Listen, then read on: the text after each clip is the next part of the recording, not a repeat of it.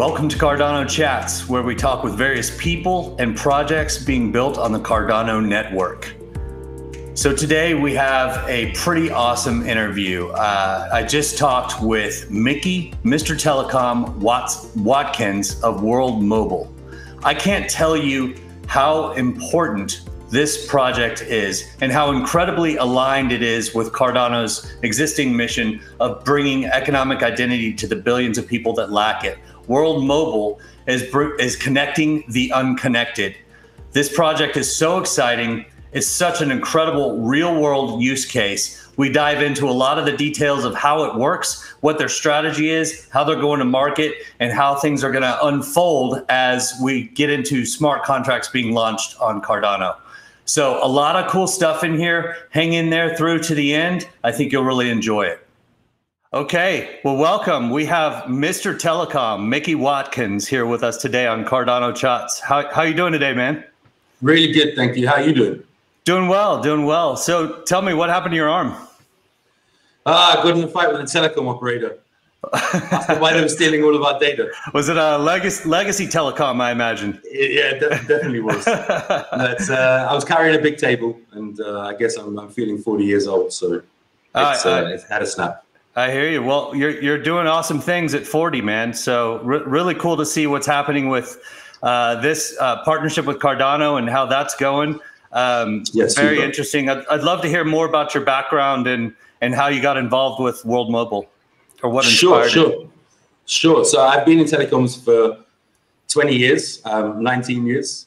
I'm with my brother, Josh. We've been finding solutions to connecting the unconnected and very hard to reach areas, typically where the costs are the highest, for a long time. And then slowly, as I was successful in a few businesses, I realized that the things that I was doing were not actually having too much of an impact, except from to make other people rich. And I decided that I should move out of these about 5 years ago and consider actually how the telecom companies are getting rich. With the insight that I had into the industry, I realized that it was from not really from minutes or voice anymore or data. It was actually from selling our data and from profiling us and from any other way. So I wanted to build a solution that could give us back our dignity and give us back control, self-data governance. I started to research blockchain. I found Cardano, and there became the World Mobile chain. You know, the experience with connecting the unconnected previously using off-the-shelf equipment and different spectrums, and then finding partners such as Cardano made all of this possible to make the World Mobile chain.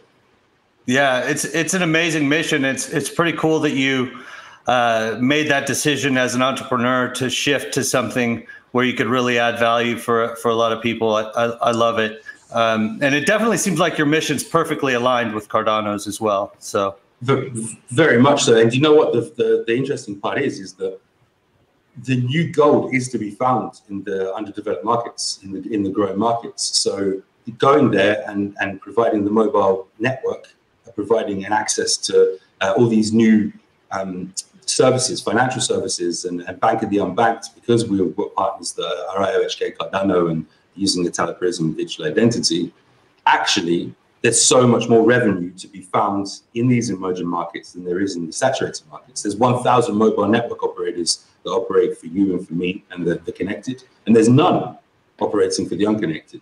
So, you know, people think that to do good, sometimes you can't make profit, but actually the reason that the mobile network operators, although I give them a hard time, I'm one, and many of my team will one ourselves, and, you know, the reason I give them such a hard time is because they deserve it. But actually, in reality, they're stuck. They're stuck in a box with legacy infrastructure and they can't get out. So once they realize that there is a new way, that you don't have to abuse the customer, that you can actually give the customer value and you can still make money, and a lot of it, then they'll change their tactics too, because inherently they're not evil. They're just trying to make money for shareholders.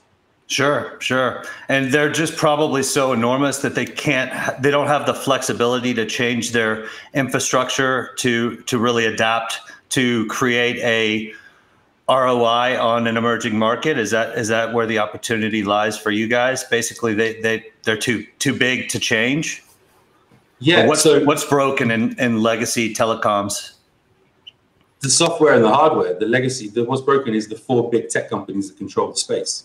So they've stifled innovation. They've, just look at the Verizon and the WiMAX scandal. They spent billions of dollars on WiMAX just to put it in the drawer so that nobody else could use it. WiMAX was a much better technology. You're talking 10, 12 years ago.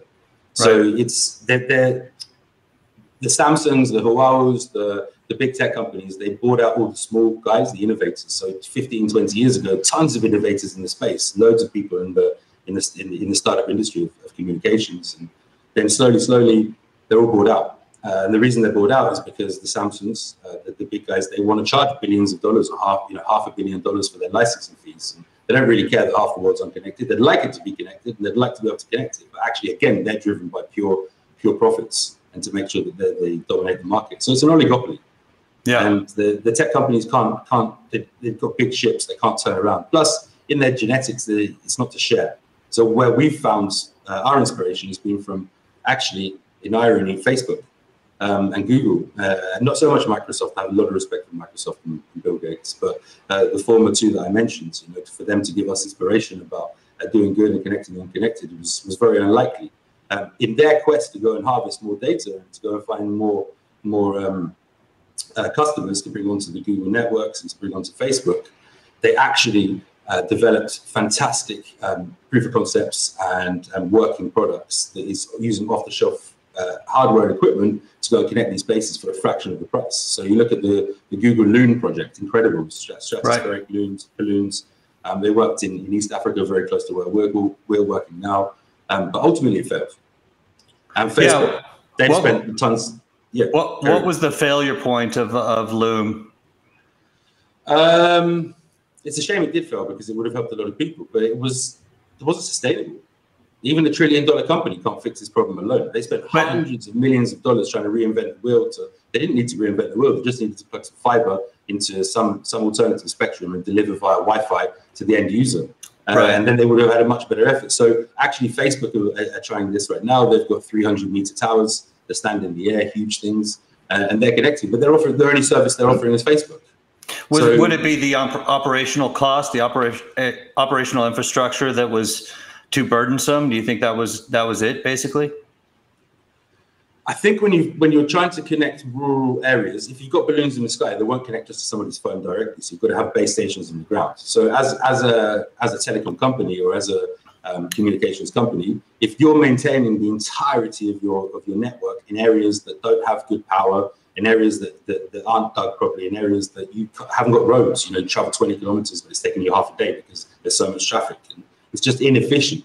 So as a telecom operator, I think the biggest problem that exists today is that they're not sharing the responsibility. And that's where, again, we feel that we at World Mobile are really different. And Facebook, they're not going to share with the end customer, right? The Google, they're not going to share with the end customer. They want to take from the end customer. It's like the scorpion in the hare when he meets the river crossing and says, look, I need to get across the river and I can't because I'm a scorpion and it will drown me with the water. And the hare says, but you'll sting me because you're a scorpion. And the scorpion says, I promise I won't.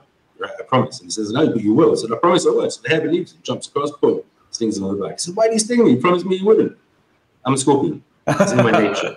So it's not in Google's nature to share. It's in Google's nature to take, to give a service. And we accept it. I use Google every day. I think it's a fantastic service. But actually, I stand up for the rights of everybody to say that we shouldn't accept it. We shouldn't be selling our personal data for access. We should. It's worth so much to them. If we have access to our own personal data, it becomes worth much less. So, we're making ourselves the product in that sense, and and they're abusing it, using us basically. Look, some people accept it, but until our privacy is gone, until we've been profiled truly, until we realize what we've given away, then we won't realize, and we'll say, okay. But in Africa, we have the chance to make a difference there. We have the chance to start from zero and to give people a network where self-data governance exists, where economic freedom of choice exists, where transparency and mutability exists, where you can trace where you've been. You can understand that your call that you just paid for, actually you weren't frauded by the operator.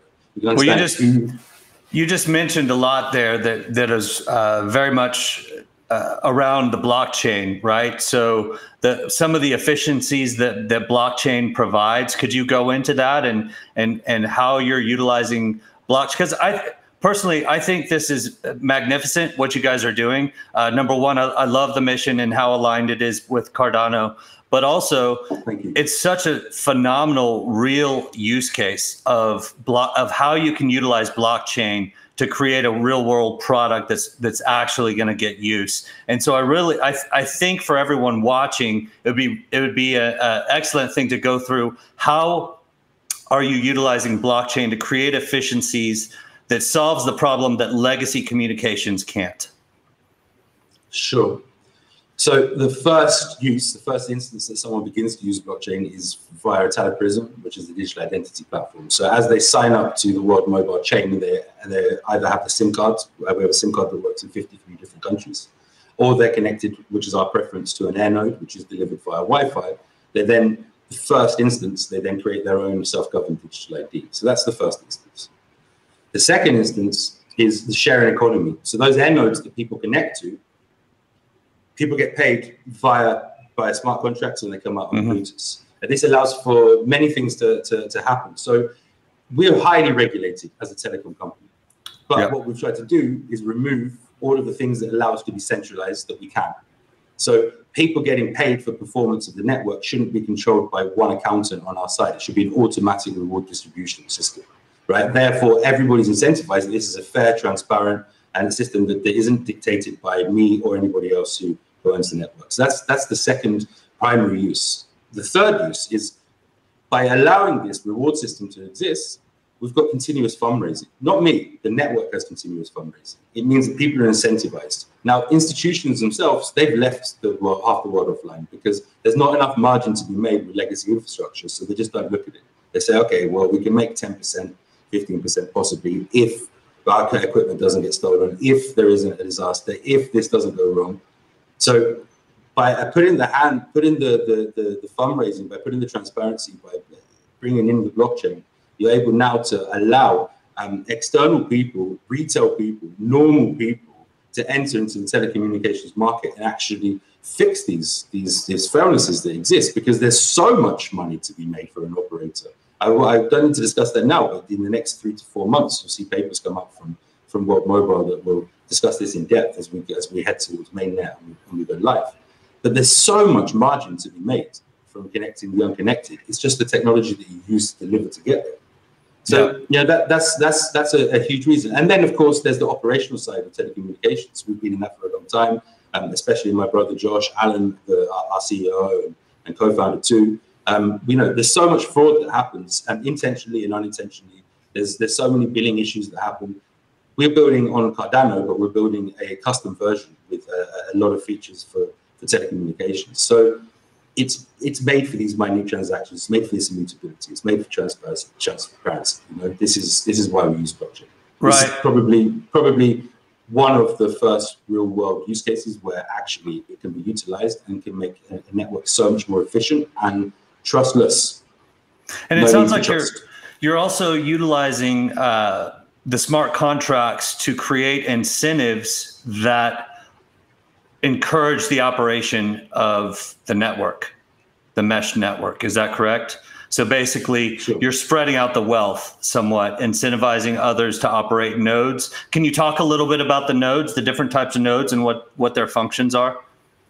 Yeah, so I just want to make it clear now, this is a sharing economy, but a true sharing economy. This isn't like, hey, you hold a node, you earn some token, you get a few % cash back. And this is, you operate a node, you keep it up, you make sure that people can connect to it, and you get a large share of this mobile network. Now, the mobile networks that exist, the 1,000 mobile network operators, they have a $3.5 trillion economy themselves. That is without providing digital identity. And that is without talking about any value-added services.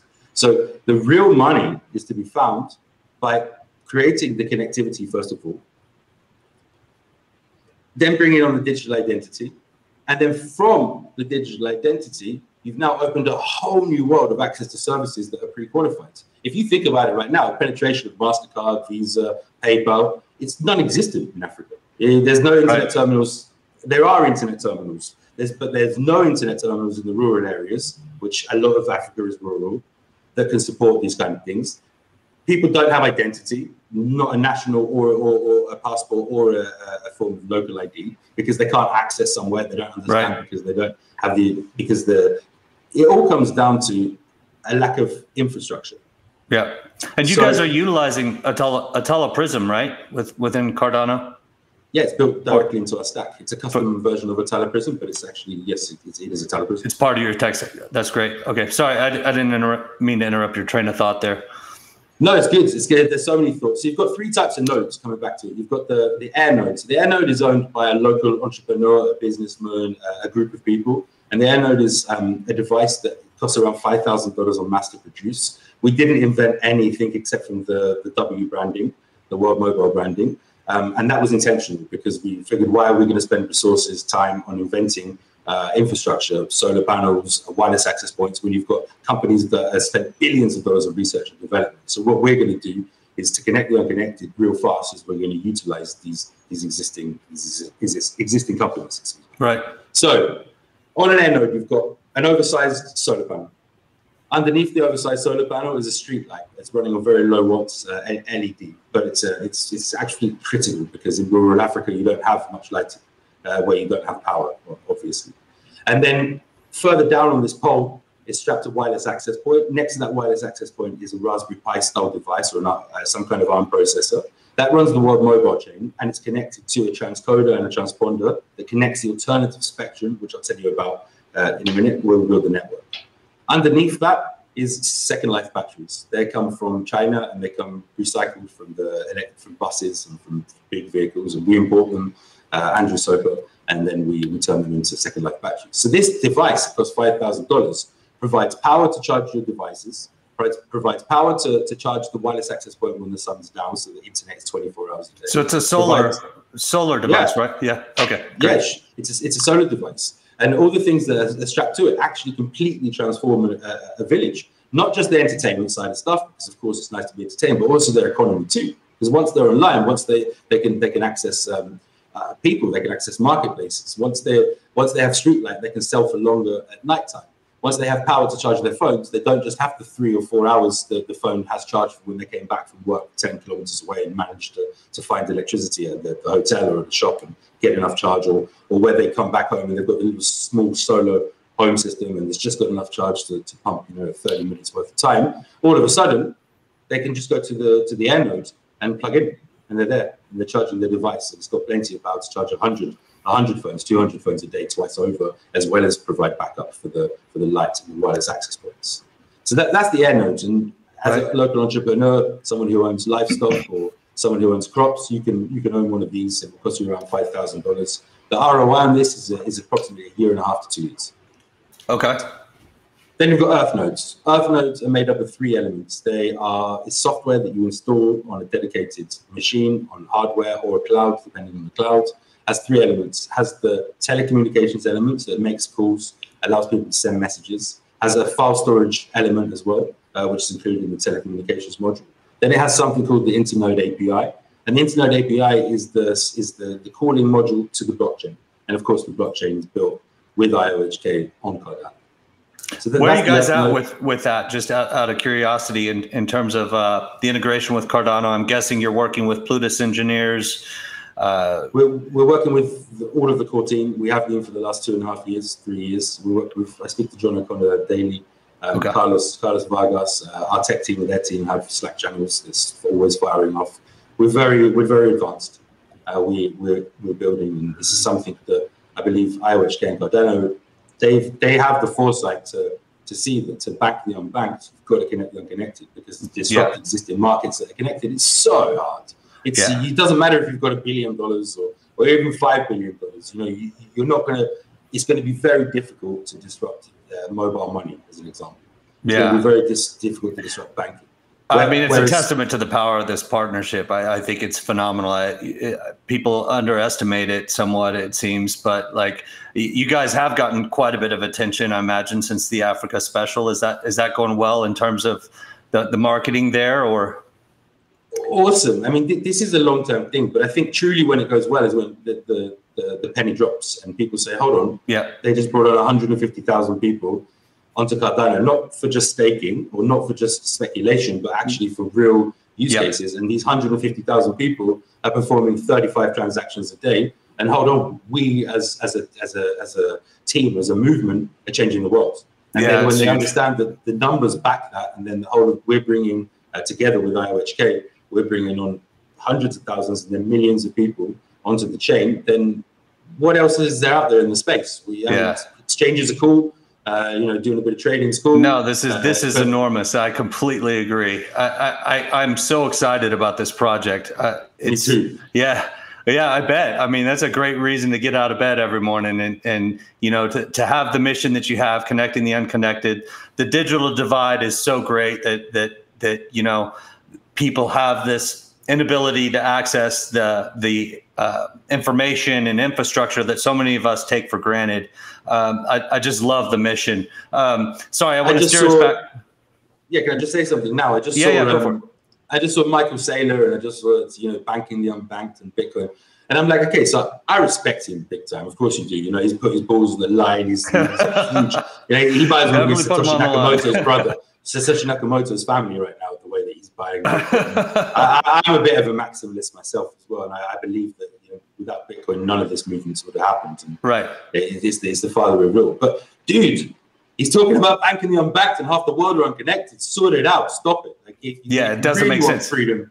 Yeah, if you really want true financial freedom for everybody, and you don't want to just be known as a shiller, and I don't think he is, by the way. I think he's a really cool guy. But actually, coming from my perspective, when you're thinking, okay, so every 1 in 2 people can't access the internet, and there you are saying Bitcoin's a revolution. No. Let's get everybody connected first of all. It doesn't cost hundreds of billions of dollars to do so. Do you want to operate some Earth nodes? Do you want to do something meaningful as well as push Bitcoin, or you just want to show something for your own fund? So this is it. You're going to challenge Saylor to operate some Earth nodes. He's welcome anytime. If he doesn't want to, we've got a community already that I believe wants to operate and change the world. And that's what World Mobile stands for as well. So you can stand up and make a difference.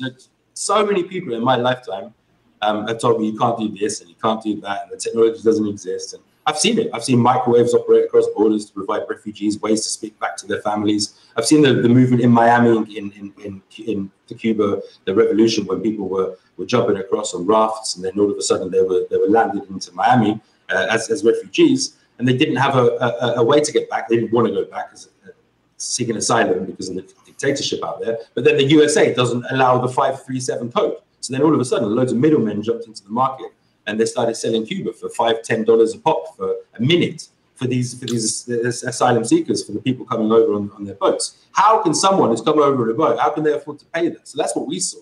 And these revolutions are happening right now again. It's happening in telecoms, and now it's beginning to happen in this space.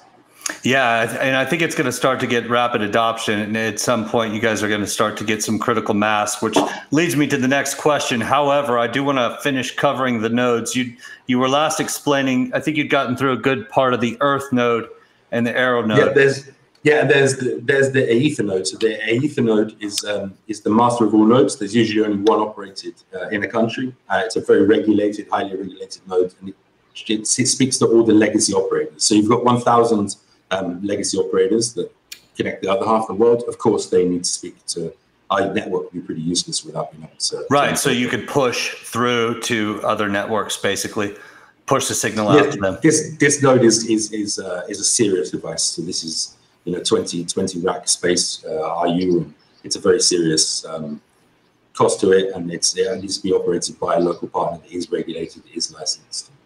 Okay, got it. Speaking of regulation, what you guys, I would imagine there's a significant amount of challenge there, that might be one of the risks that you had to foresee and figure out how to solve. How are you dealing with the regulation in the different countries, and how's that going? Except from beating up telecom operators, this is probably our strongest point. So we have, by no mistake, we have the former chief regulator of the East African communities, who was responsible for 6 countries. He was also the director general for Kenya, and part of the International Telecommunications Union. We have Chris Watson, maybe I would consider him to be the #1 telecom lawyer in the world. He's also an advisor to the World Bank for digital ID. We have René Bosson, he's former JP Morgan, very, very senior. in charge of the JP Morgan Pensions Fund, but also has dealt with regulation of his life and as a barrister. And it goes down further and further. You know, we have Professor Slim Aluni. He's the pioneering the next generation of 6G, of telecommunications. He's working directly with us. Without regulation, you can't implement any of these things. So there's a lot of projects right now in the space, even in the blockchain space, and they're going around things a different way, and they're not going around it the regulated way. I don't want to do unnecessary regulation, but in communications, you have to have regulation. Number one, because you won't get into a country, you'll never reach mass adoption, you'll never grow big. And number two, you need to know when there's bad people operating on your network. So, you know, I understand the need for this, and we've made ourselves extremely strong. It's probably our strongest point. In the some of the research I was doing, I noticed I read an interview with you where you were explaining that, and that's great. First of all, that you've built such a solid team around handling that risk, but it also sounds like there is a lot more risk if you're going to be competing with legacy telecoms. But you guys are actually going to connect people that are not already connected, so you pose no threat to legacy. I think that was kind of the point you were making. Is that pretty accurate? Very much so. And again, for the regulators, so I've just spoken about our regulatory team, but each country has its own regulation arm, and usually it's independent. Now, it's very difficult for them because they've got so many operators coming in.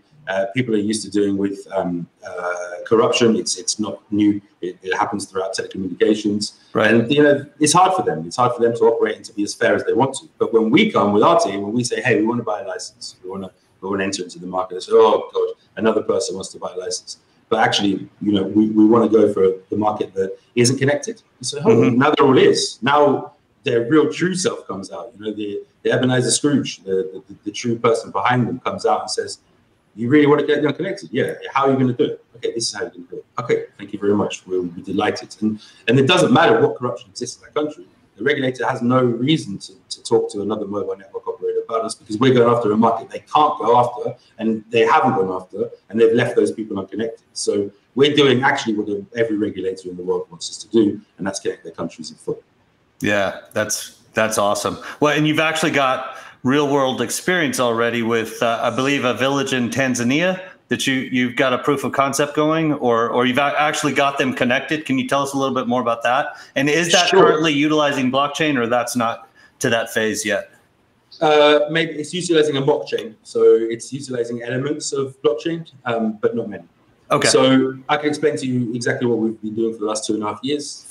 First of all, proof of concepts with RJ and Andy on the ground with Baraka. And then once we saw the proof of concepts, we said, okay, now let's go slightly bigger. So we worked with RJ to connect 50,000, 60,000 students across universities in Tanzania itself. And we were able to offer them internet so much cheaper than they could have it before. But in actual reality, they could only spend about 2 hours online.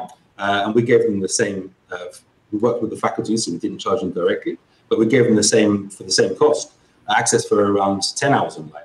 And then we also provided in the same area with the technology, we took John O'Connor up to the roof of this building, actually.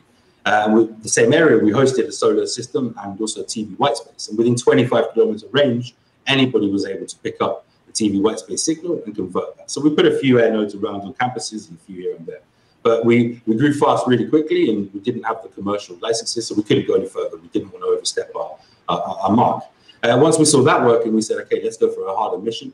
And let's actually go for connecting the really unconnected, not just the people that can't afford it and the underserved. So we drove out about 60 kilometers from Dar es Salaam itself in Tanzania, and we found a very small village that represented almost no connectivity at all. There was an area within a kilometer where you could get 1 bar of signal and you'd sit there pressing a USSD codes to send or to top up or to do something, and it would occasionally work and more often than not work at all. So we got to this village. There was around 150, 160 people there, a few solar systems. One guy had a satellite dish that was feeding him pirated TV. Well, actually, I don't know if it was pirated, excuse me. Probably need to edit that bit out. So one guy had a satellite dish, but no connectivity at all. So we stuck up 2 air nodes on either side of the village. We had the streetlights on both sides. You can see this footage on YouTube and on our website. And we wanted to come back a month later and see what the internet would bring for the people. And then, I don't know if you heard about it, but this thing called coronavirus, COVID-19, took over the whole world. And we were not able to get back to Zanzibar, to Tanzania, sorry. Finally, 9 months later, when we got the go-ahead, we called up Marcus. He's our camera guy, and he's been at World Mobile for ages. We said to him, look, can you fly out there and meet RJ and see what's happened? We'd really like to document this. And the internet was up and down during this period because we weren't there to manage it. I think they had about 5 or 6 months out of the 9 months of online. And they didn't have mobile money, our mobile money, and they didn't have digital identity. What they did have was human ingenuity. And what they did have was mobile phones. When they had a source to power it and they had a source to use the internet, all of a sudden the life transformed. So we got back there, we were completely shocked. We saw that from 150, 160 people, all of a sudden we're talking about 300 people living in the village. New houses have gone up. We're talking about, instead of 1 bar, we're talking about 3 bars. Instead of the fishermen, instead of smoking the fish, they bought a freezer and they plugged it into the node themselves. They shouldn't have, but they plugged it into the node themselves. And all of a sudden, they were freezing their fish. They were keeping it iced. They were able to produce, so then they were able to use WhatsApp from the fishing boats, right. Message the people, message merchants and traders and say, hey, I've got this live fish. And then the guy would say, I'll be around in 3 hours' time. So then they wouldn't smoke it to preserve it. They'd keep it on ice because it was worth it. And now they're making 10 times more for their catch.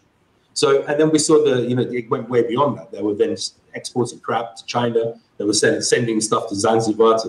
So it completely changed everybody's life. And then now we're waiting to reconnect this village in a better way as soon as we've got our full licenses, which should arrive to us next week for actually the mainland. And in the meantime, we're now rolling out in Zanzibar for a full-scale rollout. We've got equipment landed there. We've got implementation managers that are hitting the ground.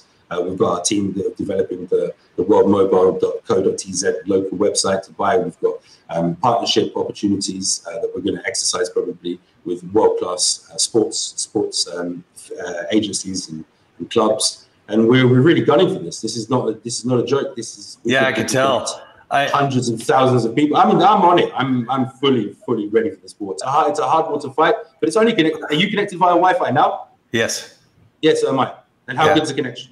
Right? Yeah, You're probably connected via fiber. Now, the Chinese have done an incredible favor to us. They've laid down fiber throughout the whole of Africa. What's happened is no one's picking it up and delivering it to the last mile because you're able to utilize that. That's great.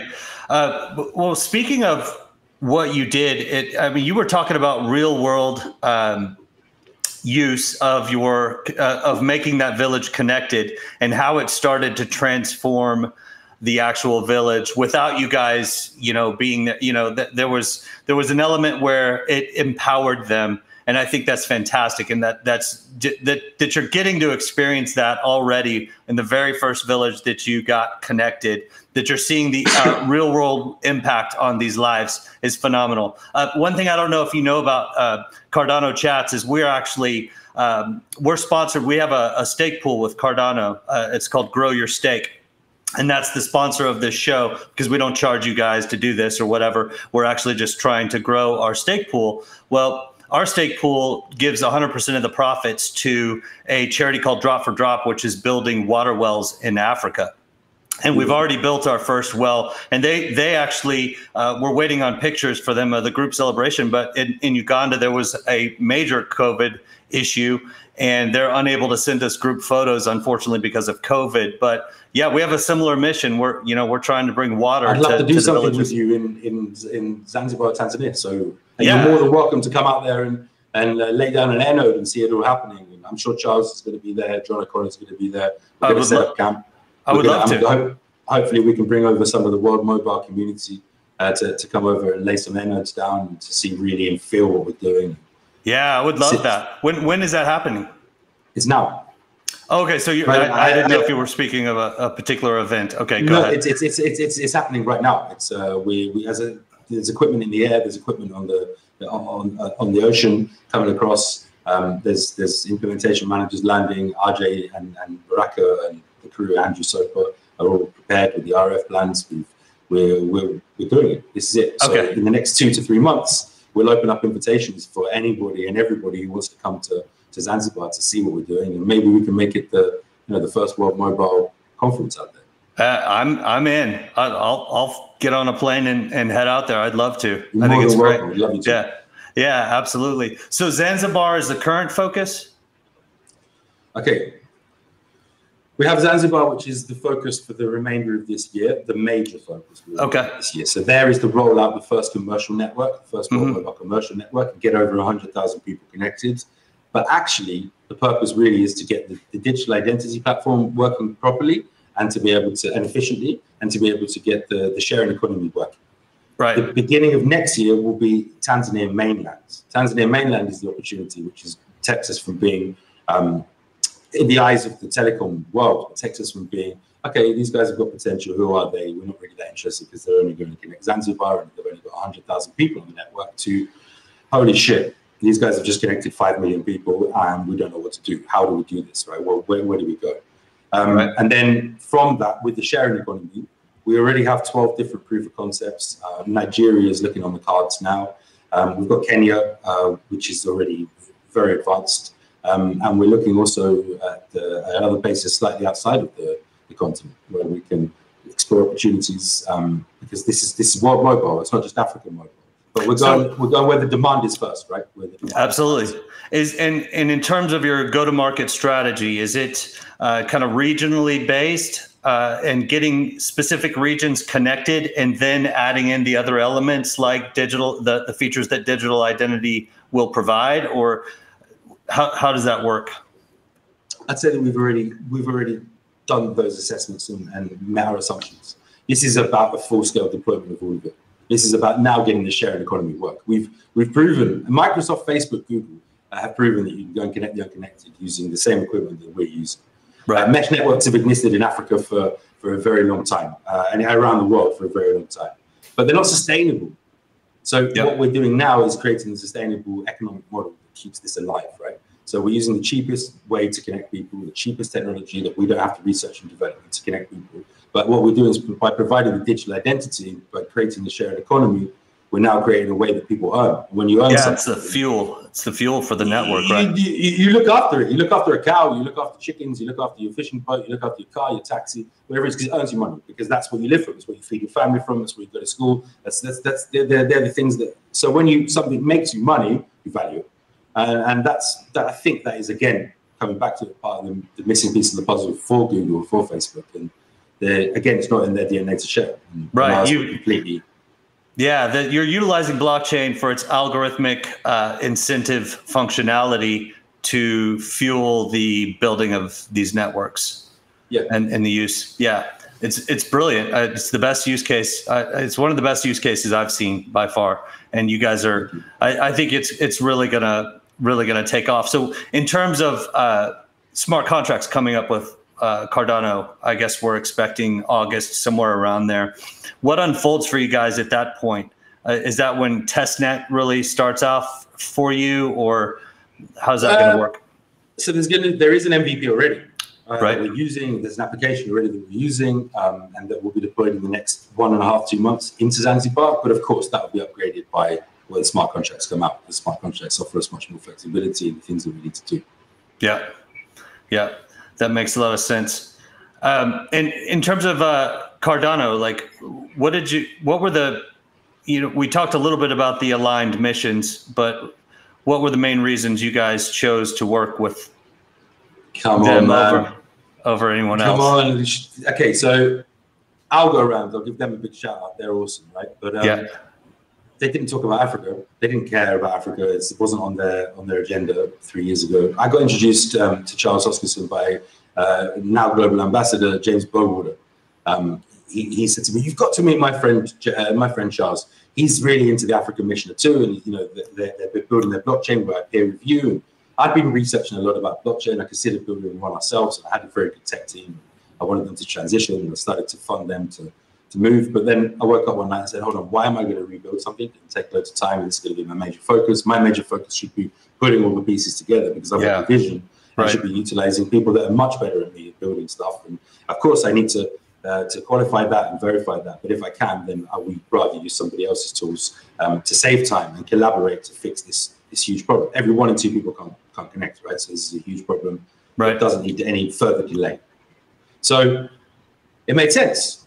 So I went up to Edinburgh with Alan. We went to see a Plutus Fest. We saw a few people speaking there, and Charles and Agalos and Tamara and somebody said to me, what are you doing here? I said, well, I'd like to speak to Charles about banking the unbanked. He said, okay, lots of people want to speak to you about that. I said, okay. I spoke to Agalos, explained to Agalos what we were doing in a 5-minute walk. It's looking back at it, it's probably a piece of history to be talked about. But we sat in a pub, we waited for the team to arrive, everybody, and it was the core IOHK team. And they welcomed us, and we had some drinks with them, and it was lovely. And then Charles came in his cowboy boots. I was away from my son. He was 1 year old, calling my phone, calling, ga. And I said, Charles, I've only got 5 minutes, but I just want to say something, man. I said, before you bank the unbanked, you've got to connect the unconnected. I know how to connect the unconnected. Let's work together and bank the unbanked, because without that, I don't know how anyone's going to disrupt these markets. And the true intention and true reason behind cryptocurrencies and blockchain is not going to be met. And he looked at me and he said, okay. And I ran off and made my phone call, and he spoke to James Boyle-Wooder, and I think he said to James, like, this guy's fucking crazy. What's he talking about? Or he's got something big. And James said, look, I think actually he's got something real. So John was based up there. I hadn't met John at the time. This was around November-ish. And he called John, and John said, I'll come over to Tanzania and to see. And John came over to Tanzania, and within, I think, 2 days of meeting RJ and Andy, he said, this is epic. Like, I see where you're going with this. What do you feel about building a global mobile network operator on Cardano with a massive footprint in Africa? And we could be part of that. And I said, well, that sounds great. And then the Miami 2019 conference came up, and I said, yalla, let's go. Let's see how serious this all is. And I picked up my whole team. I think there was about 20 of us that got on an airplane. And we arrived, and we were all wearing World Mobile. We went and did this, the workshops, and met everybody. And I think at that moment, it was love.